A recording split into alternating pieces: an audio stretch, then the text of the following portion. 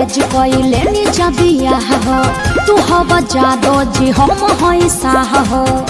ए जी बड़ा डर लागता लव मैरिज कइले नी जबिया हो तू हवा जादो जी हम हई साह हो तहरा बाबूजी से बात कइलो चाहिए हो ए जी तनी अपना बाबूजी से बात करी ना रुका लगावता हाँ लगाई ना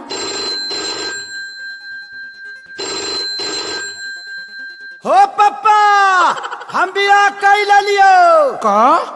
बियाह कैले लिए हमरा ले बतैले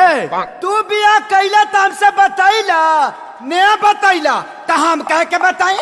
अरे बोकावा तो कुछ दहेजो मिल है रे दहेज नहीं जे घंटा ली हा आ ससुरा ए दैडी डरली गवत कनी मारे जदू दिन पागिले हो जूता से पिटाई बे मुहा पावन मिली दगे जसा फसा पागिले हो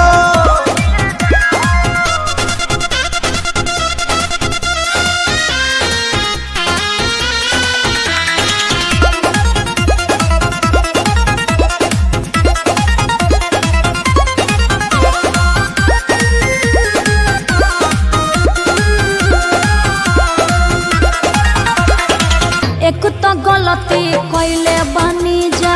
हमनी के बरियार हो ऐसन शादी से सुनले बानी टूटेला घर परिवार हो पिताजी एको थप्पड़ न मारी है घरे चल प्यार बड़ी करी है ओहि जा होत का पता कर सहिले हो अरे एक बार और लगाई ना रुका एक बार फिर लगाओ तानी ए पापा हो पापा हम सुहाग